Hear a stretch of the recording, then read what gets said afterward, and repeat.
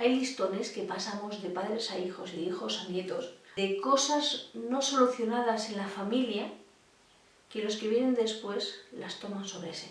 A veces no entendemos qué es lo que no funciona en nuestra vida y es porque en nuestra familia hay un desorden del papel que tiene que tomar cada uno y hay que poner orden en esa familia, donde el padre sea el padre, la madre sea la madre y los hijos tomen el lugar que les corresponde como solamente hijos.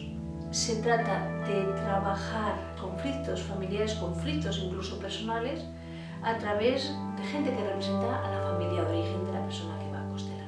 Ayuda a poner claridad en la historia familiar, ¿no? Y a ver cómo a veces no somos dueños de nuestra propia vida, sino estamos repitiendo patrones de nuestros ancestros. Yo he visto en terapia individual que hay cosas que son tuyas, personales, pero hay cosas que tú arrastras de la familia.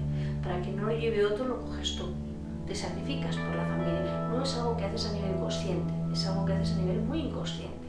¿Vale? Entonces la idea un poco es dejar las cosas donde corresponden, lo que es del atrás, que quede atrás, para que yo pueda estar libre y tomar mi vida con todo lo que conlleva.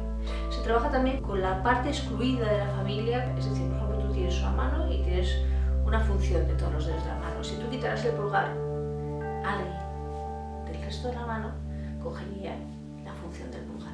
La familia tiende a ser un todo energéticamente. Entonces la historia no es excluir, sino comprender, sino aprender, sino colocar a cada uno donde corresponde, devolver a cada uno lo suyo. Se va recolocando la historia de esa persona para que ella pueda tomar toda su fuerza.